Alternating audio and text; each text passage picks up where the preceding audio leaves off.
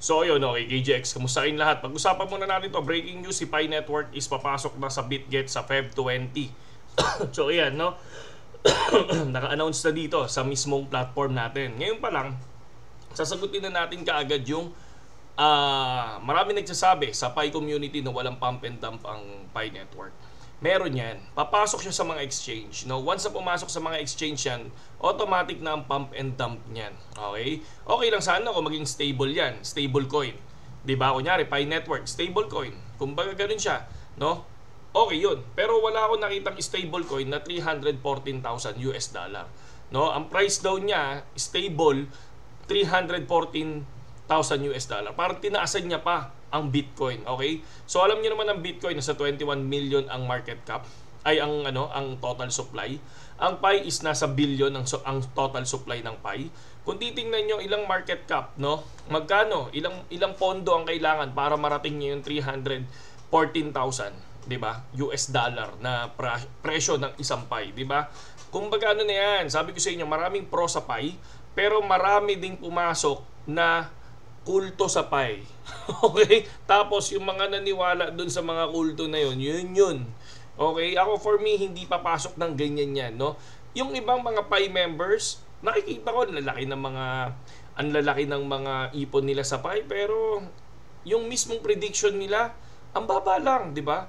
Yung mga konti at mga bago sa Pi at yung mga 2019 na maratanda na pumasok sa Pi, ay yun yung solid talaga, no? Na 340 nakikipag-away, no, na yun yung magiging presyo ng Pi Network, no, ng isang Pi, di ba? So bakit nakikipag-away pa diyan, di ba? Tumanggap kayo ng opinion ng iba, kasi una sa lahat, alam nga namang yung opinion nyo yung sundin namin, di ba? Hindi yun, may sarili-sarili tayong study, hindi yung opinion nyo yung papakinggan namin, no, ay yung paniniwalaan. Maaring pakinggan pero hindi paniwalaan. Okay, di ba? So ayan. So BTC breakout doon sa ginawa natin sa 4 hours time frame. Sa liquidation heat map naka-stable lang talaga si BTC. I think tomorrow ang galaw nito by 10:30, 9:30 ng gabi. So parang ganyan ang galaw nito. So nasa 97 po, nasa 97,000 ang price ni BTC. So yan yung kanyang stable na price ngayong week na to, ngayong weekend, no? Kung titingnan natin. And then check natin sa Telegram. Sa Telegram naman natin, so tahimik lang ang Telegram ngayon dahil nga tahimik ang trading. So wala masyadong nag-trade dito sa February 16. Konti lang yung nag-profit. Kahapon may nag-negative sa grupo natin, and then yung iba positive naman. Okay? And then yun. So far positive naman. Para karaniwan 80% positive naman yung mismong Telegram natin, mga kapatid. Okay? So mga gustong pumasok dito sa Telegram at sa community natin, medyo masyadong maigpit lang tayo dito. Ang kailangan kasi natin is trader. Kaya nagkikick tayo lagi. Kaya tingnan nyo yung members lang natin, 104, no? So hindi ito yung free to, wala namang bayad tong Telegram, pero syempre dapat trader ka. Okay? Kung tambay ka lang dito, wala, makikick ka talaga. Okay? So yun, pag-usapan naman natin yung mga comments dun sa saan? Doon sa mga Pi members. Okay? So check natin. Bakit grabe makareact ang mga members or ang ibang mga members ng Pi community? Number one, syempre naniniwala sila na ito ang papalit sa Bitcoin. Okay. So makikita natin dyan, no? Kung baga mapapansin nyo, ha? Nag-ano tayo, nagko-content tayo, nag-reels tayo ng mga ano lang natin, honest opinion. Okay, kaya lang doon sa mga nag-comment, una wala daw pump and dump si Pi Network. Wala na akong magagawa doon kung yun yung paniniwala nyo, no? Once na pumasok sa exchange yan, automatic meron yan. Okay? Dahil magiging buy and sell yan, eh, di ba? So ganoon lang kasimple yan. So yung iba naniniwala na hindi mo alam yung pwedeng mangyari sa Pi in the future, no? Tulad ng sinabi ko sa inyo, trader kami, no? Alam namin kung kailan kami papasok sa Pi, no? Mayroon tayong mga farming, may mga influencers diyan na sobrang taas na yung namimina nila sa Pi, pero hindi sila ganoon, no? Ang hindi ko lang alam bakit yung iba talaga totally is ang paniniwala nila pagdating ng Feb 20 lilipad to at magiging kasing lalagpasan niya ang BTC, no? Ewan ko ha kung anong relihiyon nang meron kayo ngayon, No? So yun lang yun, real talkan tayo, no? So dito naman sa pinakita natin, okay, dito sa video ko na to, no?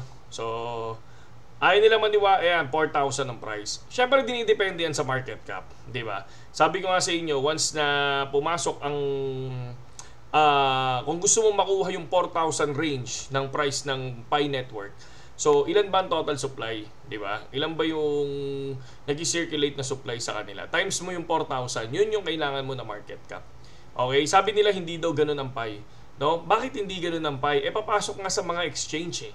'Di ba? Sobrang dami ng exchange. Huwag mong sasabihin na si Pi ang namimili ng exchange na papasukan niya. Kailangan niya yung mga exchange na yan. Okay, kailangan niya yan. Oh, para magkaroon ng buy and sell doon at maraming tao mga access sa Pi. 'Di ba? Sinong may-ari na may ayaw nun, no? Baka yung sinasabi sa inyo, wala yun, baka joke niya lang yun. Pero kaya papasok sa mga platform yan para maka-access ang ibang tao na magti-trade diyan. Okay? No, yung iba kasi dito, talagang ultimo KYC nga, hindi nyo alam i-KYC eh. 'Di ba? Ultimo pag-transfer nga nagtatanong kayo eh. 'Di ba? Maraming may Pi, no? Maraming may Pi network na walang alam. Bakit? Ultimo pag-KYC, hindi nyo alam. 'Di ba? Ultimo yung pag-transfer lang to BitGet, to Binance, or to BitGet, to OKX, hindi nyo alam. 'Di ba? Paano nyo sasabihin na magagaling kayo? 'Di ba? Paano nyo sasabihin na alam nyo yung market? Yung simpleng ganun lang, hindi nyo na alam eh.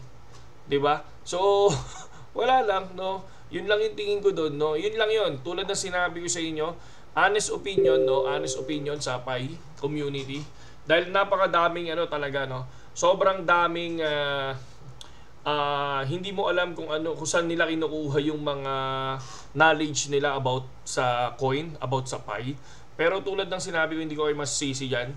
Dahil una sa lahat, sa tagal bago inilabas ang i-open ng mainnet at magkakaroon na ng value yung Pi since 2019. Naintindihan ko kayo doon dahil yung effort nyo since 2019 and yung pagod nyo or yung time nyo na in-invest nyo dyan, syempre, ayaw nyong lumabas na negative yung Pi pagka lumabas na siya, di ba? So, ibig sabihin, pinipilit nyo sa sarili nyo na ang presyo nito ganun kataas. Pangalawa, yung close system. Yung close system na to, syempre dahil dati, close pa yung Pi, wala pa talagang walang katiyakan kung kailan lalabas to, ayun yung nagbebenta kayo ng mga Pi nyo sa ibang tao. Di ba? Na kayo mismo yung nagpa-price sa rate ninyo. Okay? Pangatlo, Bitcoin, hindi niya muna kayang tapatan. Okay? In the future, siguro, pag naging maganda yung project, nagkaroon ng malaking burning mechanism. Di ba? So, kailangan bumaba muna ang supply niyan. Di ba? Sa taas ng supply niyan, billion ang supply niyan. Di ba? Paano yan magiging 314,000 na mas mataas pa sa BTC? Di ba? Bitcoin possible lumipad. Bakit? Kapag inanunsyo ng Amerika na magkakaroon ng Bitcoin reserve ang Amerika, possible yun.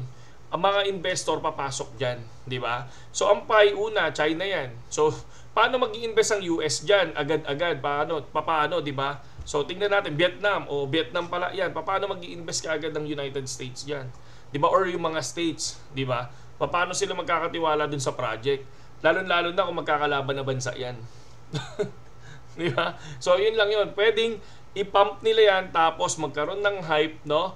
Pwedeng gawin ng mga whales yun, ipapump nila ng husto yan, tapos magkakaroon ng hype, tapos maraming papasok sa Pi, tapos bigla sila magbebenta, magdadrop ang presyo. Parang ginagawa lang din yan sa ibang mga coin ng cryptocurrency. Dahil totally, sa 6 billion yan, sa 6 billion or ilang bilyong supply yan, no? Altcoins or meme coins pa rin ang tawag ko dyan, no? Still, sabi ko nga sa inyo, kapag meme coin, no? Ang coin para sa akin still gambling. Okay? So, syempre, dahil dun sa mga may Pi ngayon, at minina naman nila ng libre yan, good for you. Diba? So, yun lang yun. Pero ako nagsasabi sa'yo, huwag mong sasabihan yung iba na lilipad dyan ng parang Bitcoin or parang tatapatan niya pa yung Bitcoin at hihigitan niya yung Bitcoin. Okay? Sa Feb 20. For me, hindi ganon. Hindi reasonable din yung 4,000. Hindi rin para sa akin reasonable. Sa taas ng supply, di ba? So, pero syempre ako naman, magiging masaya din naman ako kung 4,000 ang price niyan. Kasi baka mamaya, mas marami pa akong Pi sa'yo. Di ba? Tulad ngayon, papasok sa BitGet yan. Kami may airdrop. Kami bibigyan. Libre. Hindi kami hindi kami nagmina. Bibigyan kami ng allocation yan. 'di ba? So, kung ikaw nagnina ka ng 2019, 'di ba? 2019 to 2024, 25, 'di ba? Tapos nakalock pa 'yun sa iyo. Sa akin hindi na nakalock kasi may allocation ako ng PAI. 'Di ba? Bibigyan kami niyan, 'di ba? Paglabas niyan, automatic meron na kaming PAI, ibebenta na lang namin. 'Di ba? So, 'yun yung pinagkaiba natin dalawa. Ikaw, yung PAI mo nakalock. Ako hindi, may allocation. Bibigyan ako niyan. Ganun kasimple 'yun, 'di ba? So, 'yun lang 'yun mga kapatid, no? So, no hate mga pogi, no hate, no? Kung ikaw 'di ba, nag-ano ka diyan, nagtawag dito, nag-invest ka diyan. Okay? Kung ikaw nag-invest ka diyan, eh wala tayong magagawa diyan. Okay? Pero yung iba naman is wala naman nag-invest diyan. Yung iba kasi nag-invest ng bumili ng PAI ng 80 pesos, 100 pesos, parang ganyan, di ba? So, yun yung investment. Yung iba naman nag-farm lang. Okay? So, yun lang, no hate mga lodi, no. Lahat naman tayo gusto natin umangat yung isang token eh. Pero syempre, dun lang tayo sa realidad, no? Dun lang tayo sa sakto lang, 'di ba? Wag yung over na over kasi una sa lahat ang inaano mo din diyan, no? Ang hina-hype mo yung mga taong talagang totaling gustong-gusto kaagad yumaman, no? And then after niyan, pag nadismaya sila, ayun na yun. Magiging basher yan. Tingnan mo, kapag lumabas yung PAI, yung mismong presyo ng PAI na hindi kuha yung gusto nilang presyo, mo magwawala yung mga yan. No, konti lang naman sila, no? Hindi naman marami namang nakakaintindi na professional na humawak ng PAI, 'di ba? Pero yung iba na walang alam talaga, ayan yan, no? Yan yung magwelga, baka magwelga yan eh, no? Baka magwelga, baka mas matapatan pa nila yung welga ng ng INC dun sa tawag dito sa Manila, 'di ba? So yun lang yun. Okay? So ano ba bang update natin? Ayan. Yun lang naman ito. O kung gusto niyo yung mga pang-asar ko sa Facebook, meron naman tayo diyan. Panoorin niyo lang. So yun lang. Sa ngayon KGX, mabuhay kayong lahat.